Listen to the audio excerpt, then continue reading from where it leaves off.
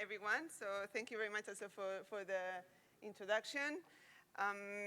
I just came back from Malaysia last night quite late. So I'll start with a little apologize in case at some moment I lose track of my presentation. That please just bear with me. I'll try to bring us all back.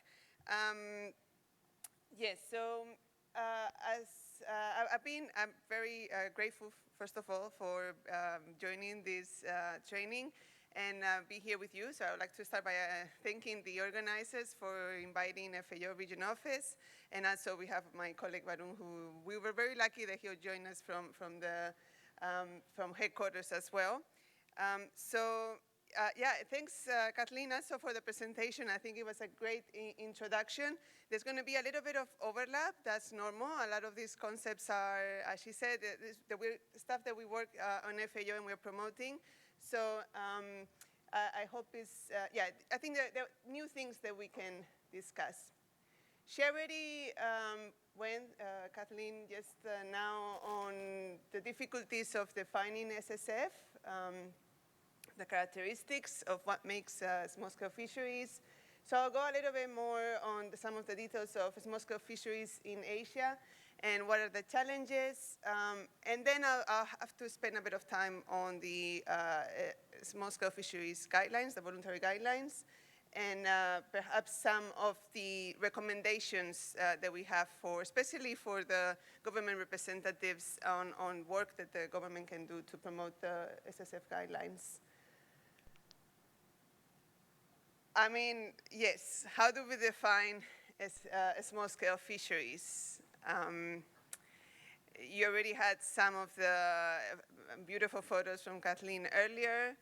I don't know if you want to share some of the definitions that you have within your country. We don't have a global definition of small-scale fisheries. That's the reality. Some countries have their own country definitions, mainly based on gears, on vessel size, on the number of crew on a boat. But we lack a definition of small-scale fisheries. And we are not proposing. The first question that we are asked when people start working on small-scale fisheries is like, what is it? What is not? And then, from FAO, we recommend that the definition should not be stopping you from providing support to the sector. This is something that it will be for the countries to decide, and even from the countries to, from the particularities of your fisheries that you know best. And it should not stop the work to support small-scale fisheries.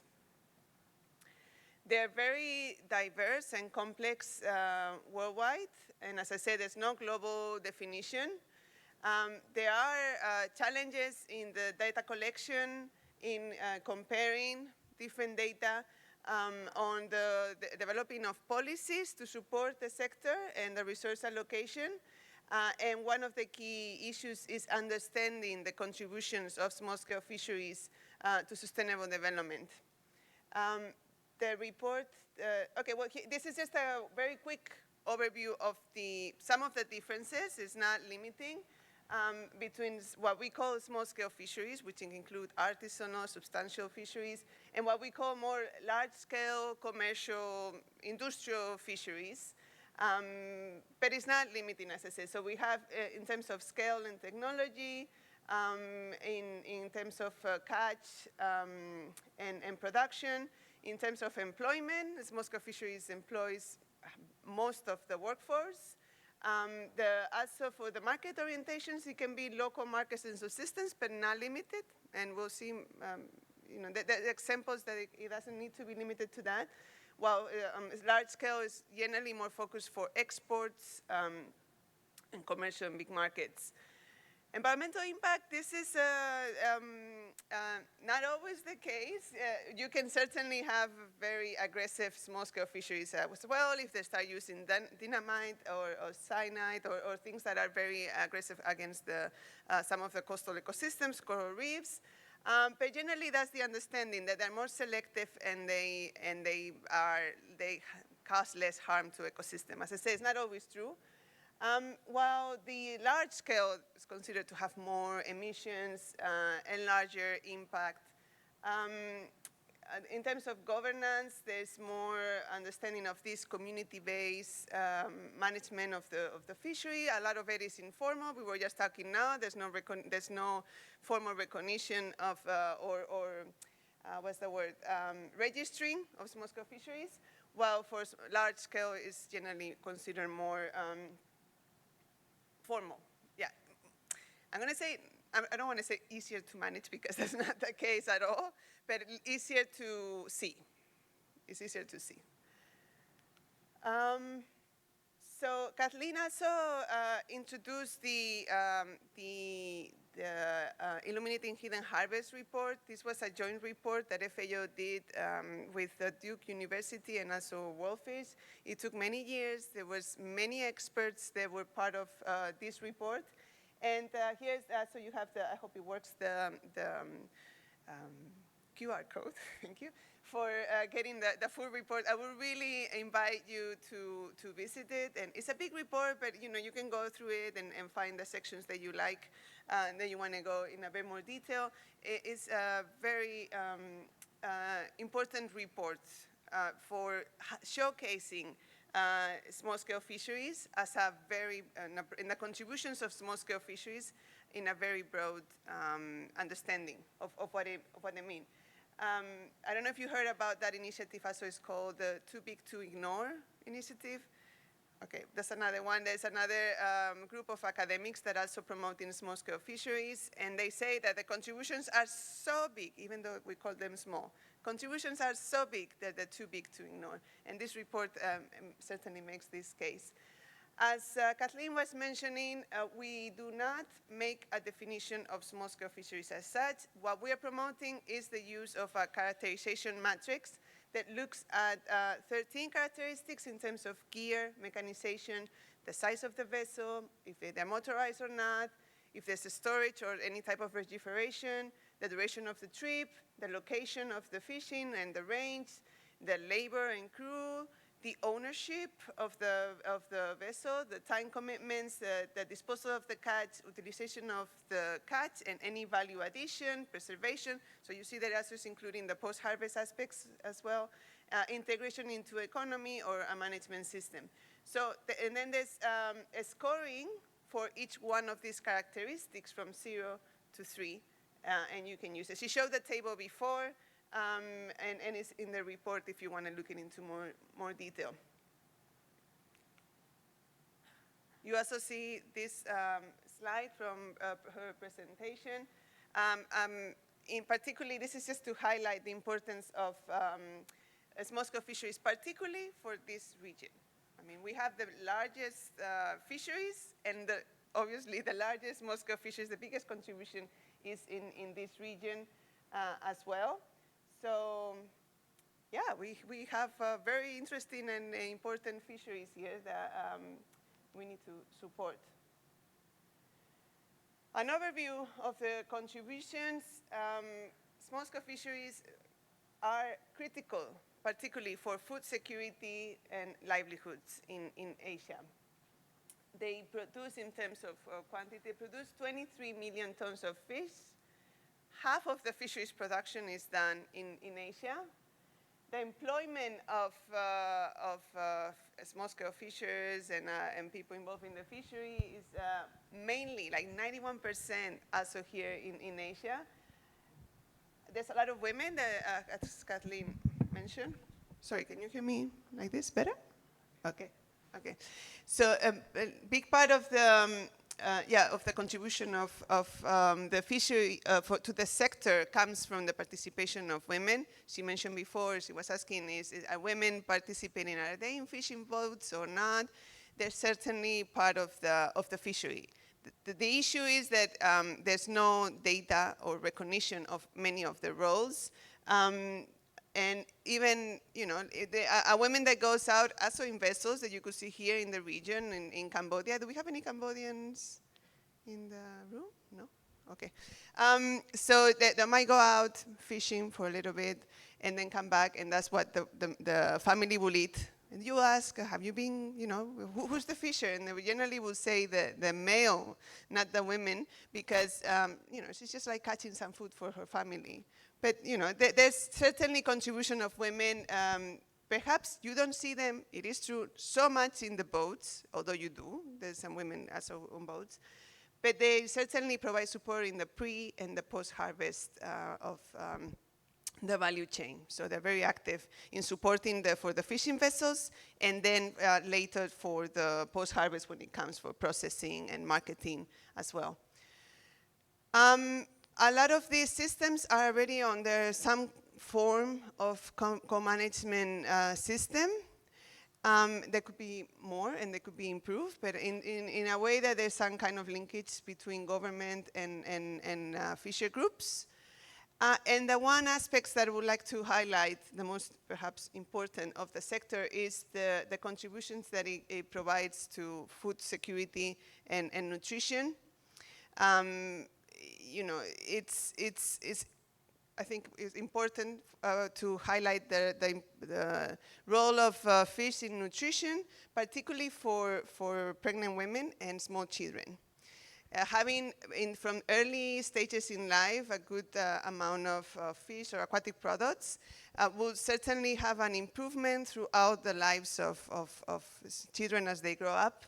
And there's still, incredibly as it is, a lot of issues with nutrition, and some of the fishing communities that usually there's a consumption of fish within the fishing communities, but there might be some areas in which it's difficult to access, or they are fishing for some high-value species that they will be sold, and very little stays for say, the community, particularly for high-value species.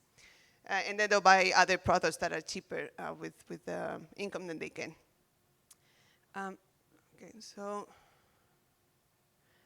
Okay, sorry for the typo there, but yeah, in terms of some of the challenges that we see in the region, so yeah, the contribution of small-scale fisheries is important and engage both men and women across all of marine and also freshwater, the importance of inland fisheries as well, in all stages. However, there's still a lot of inefficiencies and inequalities, the gender inequalities in terms of access to resources as well. As I said, it provides crucial nutrition, food security, also income and employment for many people, but there's very limited recognition of this. The conception of value is still usually done in terms of economic terms, not so much in nutrition or food security or livelihood support to communities. There's a broad range of management regimes with extensive networks of organizations, but they receive very little support. They usually fall back. Kathleen was mentioning about accessing some of the social protection aspects or some kind of welfare provision from the government. There's many gears and species that need complex management systems. They could be multi-gear or very, very varied, but there's limited capacity on how to manage those fisheries as well. This is an important aspects that we see more in the region. They're deeply, this one we know, that's deeply anchored in fisheries traditions and very diverse cultures. However, we see an aging population, and the younger people, if they can, they will be leaving the fishery, and the family will be pushing for them to leave the fishery as well. And we see it, a lot of the systems here, particularly for small-scale fisheries, are not only fishers, and I think you'll see this in some of your countries. There is a varied, it's a range of activities that related to agriculture. And so many, they might not be considered as fishers. They are like like the farmers, and they do fishing as an alternative livelihoods. And but there's also limited livelihood enhancement opportunities for those fisheries in terms of adding value. Okay, so these are some of the examples of I'm just going to talk you through a little bit of the work that FAO has done in the region. I mean, from FAO in the regional office, we provide support in terms of the normative work that we do as part of the work that also our colleagues from headquarters support. But we also have some projects, a number of projects that we implement with some of the partners in the region. So the photo, I don't have a pointer, right? The photo on the left, that one's from in Cambodia. So it's the Kamadap project, which is one of the is under the JEF program for Least Developed Country Fund, LDCF. And it's a project that is to support, in the coastal area of Cambodia, to support community fisheries on adapting to climate change. So there's activities related to the integration of climate change adaptation into their community fisheries management plans. And then there's also support in terms of ecosystem restoration for mangroves, for coral reefs, and for seagrass as well, because they provide that buffer area also in supporting increasing the resilience, ecosystem resilience in the coastal area.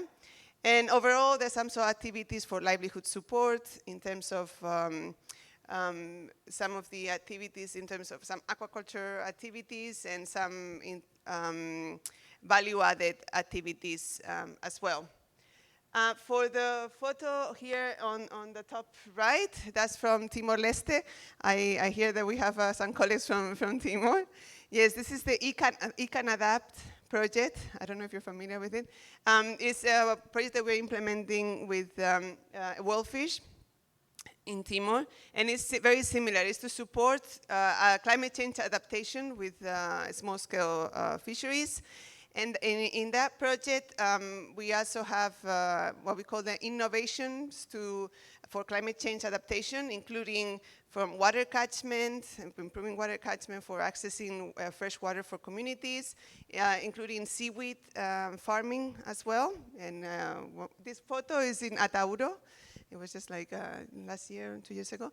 And there's also, we're working with the whalefish also to support, particularly highlighting the role of fisheries in aquatic foods as nutrition sensitive actions. So the government has a target to increase the consumption of fish and aquatic products up to 10 kilograms per person per year.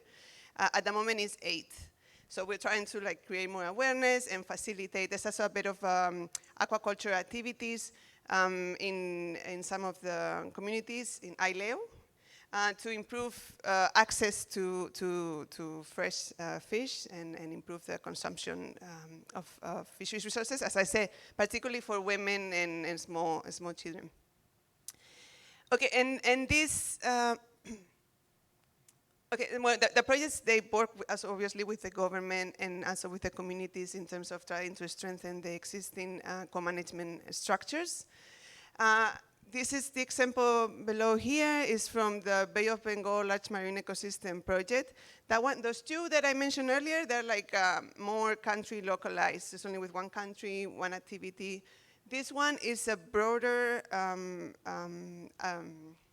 project. There's 7 countries. We work with Malaysia, right? The colleagues from Malaysia, colleagues from Indonesia, and Thailand for Southeast Asia. And we also working with South Asia with Maldives, India, Bangladesh, and Sri Lanka. And the project is to promote the ecosystem approach to fisheries management. I think perhaps I don't know if you're discussing that concept during in any of the lectures. And we also work heavily on the IUU fishing as well, on combating IUU fishing.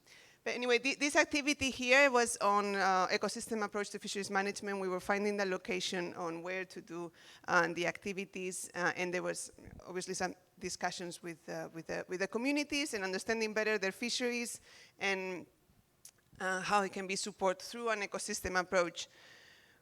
Are you familiar with the ecosystem approach to fisheries management? EFM, yes, yes, okay. Very good. So, yes, that's some of the projects. We have more. My colleague, I don't know if you're going to be discussing them a little bit about iFish on freshwater fisheries as well. And yeah, there's a broad, we have another one in the Gulf of Thailand as well, but that one's starting. Okay, so yes, how much time do I have? I still have a bit of time. Okay, so I would like to go back to the voluntary guidelines on small-scale fisheries, which Kathleen already mentioned before how diverse and important small-scale fisheries are. So we need to have a very broad picture. And the fascinating thing about the small-scale fisheries guidelines is that they provide that very holistic view of what small-scale fisheries represent. And so I would like to just present quickly the document. Sort of the main parts is 3 parts.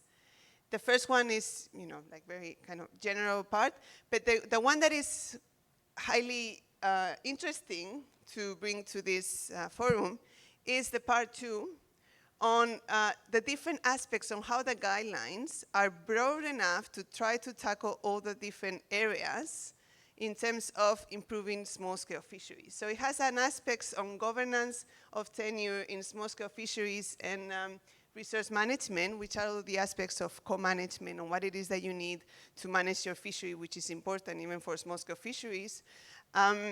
But it doesn't stay there. That was like the traditional approach. Okay, we have a fishery, we have to manage. Okay, we have to, how much fish are taking out? How much, what is the reproduction, like the spawning, like all these aspects that you need to be understanding to manage a fishery as well, the MSYs and all these things.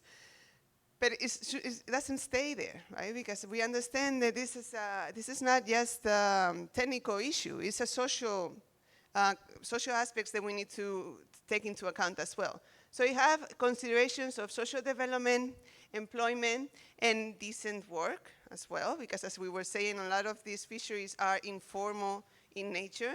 So aspects of decent work are important as well. And not only looking at the fishery itself, but looking at the whole value chain from pre-harvest, harvest, and then what happens after in terms of post-harvest in trade, which as we said before, is highly, is where women are more participating in the fishery as well. And this leads me to the next aspects of the importance of gender equality and aspects of this reducing risks. Kathleen mentioned about the vulnerability aspects and marginalization. So all this, not only climate risk, but a broad perception of risk. So, I mean, it covers everything. I would like to dare you to tell me something that it doesn't cover, that is important for small-scale fisheries, that is not covering the guidelines, because I still haven't found it. And then the last part is on this, on coherence of the policy, institutional coordination, collaboration, the importance of information, the importance of awareness raising, and of obviously research, capacity development, and the implementation support and monitoring. So it's a very small document. I should have brought a copy, sorry about that. But it's a very small document, but highly important and very, very relevant for anything that has to do with small-scale fisheries.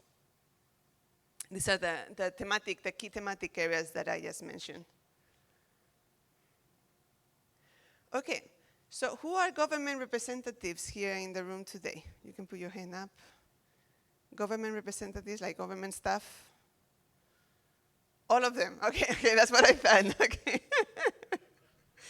Very good, so yes, I'd like to add just a few slides in terms of what you can do for supporting small-scale fisheries and implementing the small-scale fisheries guidelines.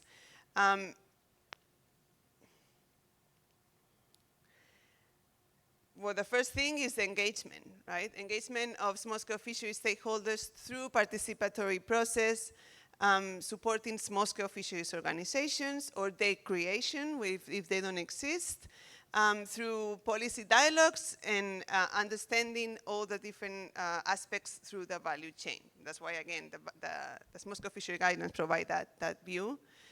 The importance of traditional knowledge, integrating local and indigenous knowledge and the cultural values in the management. In the case of Timor-Leste, for example, I'm happy to, so we work closely with the concept of the Tarabandu, which is a local resource management practice. And within that framework on how to, following the local costumes and traditions to help on how to manage the resources. On addressing the importance of gender issues, the participation of women in transparent decision-making process and other actors that might be also marginalized, and the importance of co-management. Co-management, everybody knows what co-management is? See some heads like saying yes, nodding.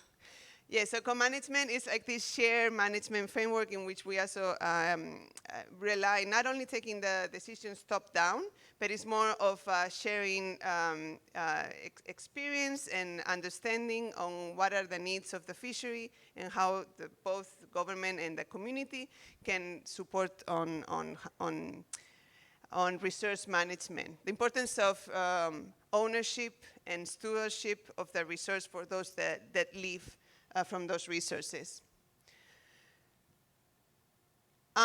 In terms of policy integration, there's so the need to align small-scale fisheries with the national and other regional frameworks. This is important in terms of the SDGs, the SDG 14, life below water. This is where I have the lack of sleep now is appearing. But the SDG 14, the life below water, has one of the targets is particularly looking at small-scale fisheries as well. But it's also important to highlight what are the other SDGs in which it can also be touched on in terms of poverty reduction, in terms of food, and food security, in terms of other aspects as well. On topics related to small-scale fisheries, yes, provide capacity development. This is why this type of training is so fascinating and the reason why I wanted to be here and with you all today. Because this is something that it keeps evolving and we can all learn together on how things progress. It's not a static system, it changes. And we need to sort of understand where the key priorities and where the sort of areas that require more action. And that's the importance of data, of data collection and analysis to inform the small-scale fisheries needs. The report that we shared before on the illuminating hidden harvest, that's a clear example of how data can provide a very complete picture of the contributions. And the importance of having technologies and support tools, particularly tailored for small-scale fisheries. And I want to again mention the case in Timor-Leste with the Pescas app, which helps fishers to have to collect information on the fishery, and it was shared directly with the government, and it can also has the potential for other tools that can provide information, say, on early warning systems, or if a storm is coming, so a fisher will know, they'll have better access to information that can help them and reduce their risk. In terms of addressing transboundary issues, so that's why I like to show the project on the Bay of Bengal large marine ecosystem, because these are things that it's stronger when it's shared between provinces and between nations. So if there's possibilities between countries to be sharing the data or the sort of different actions that they're doing for promoting and to improving small-scale fisheries, this is something that we all want to know, and because we all can learn. And so having more of this, also particularly important for when there's transboundary resources, when there's a shared resource between countries that is being targeted by small-scale fisheries in both countries. Understanding and sharing information becomes far more important. So from FAO and Byron will be talking about this on some of the work that we do, in some of the regional approaches and regional meetings to share information and have more of this capacity building. He will mention also on the work that we're doing for promoting the National Plan of Actions on small-scale fisheries, which is related to this, and he's going to be talking more about this. But from this presentation, I'd just like to encourage for those countries that still don't have an MPOA to consider developing an MPOA. At the moment, in the region, we have one for the Philippines and also one for Indonesia. And there's several countries in South Asia that are also working on their MPOAs. And I think Thailand was sort of, I know it was in the discussions. I'm not sure Malaysia. I don't know the other countries if how much the level it is. And there's also possibilities. This is just an example of having a regional plan of action on small-scale fisheries. Well, and then, yes, again, the importance of awareness raising and information. There's a lot of work that can be done here, so I don't think I need to. This is the early warning systems apps, market price, regulations, information that fishers can access easily. But overall, sort of just to highlight the importance of small-scale fisheries, to going back to the issue of value, the contributions of small-scale fisheries, not only from the economic value, as we see in large commercial fisheries, but more about importance of contributions to nutrition, food security, livelihoods. These aspects, we cannot be tired of communicating and sharing and creating awareness. So, yeah, Barun will talk more about this, but just a quick introduction to the National Plans of Action process. So we have the small-scale fishery guidelines, which were a global consensus worldwide. All the countries agree to have this. It's a voluntary instrument, but that doesn't make it less important. That was in 2014. We have regional processes on consultations, on understanding, and on understanding the issues on how we can support small-scale fisheries and how we can implement the guidelines in the region. And this leads us to the national action plans to support small-scale fisheries and having this translate in strengthening the co-management, this shared management of the resources on the ground with the communities that share their fisheries. Right, so I think I'm kind of coming to the end of the presentation already. I still have 10 minutes, so I don't know if you have any questions, but I guess the critical issue that I would like you to come out from this session is that, yes, small-scale fisheries are small, but they're also too big to ignore. They're not, like when you put a lot of small things together, they come up to be like a very important and big thing. It's half the catch, 9 in 10 of the fisheries jobs, so, and the millions of women that work in the sector. This cannot just be overlooked. It needs to be highlighted and supported.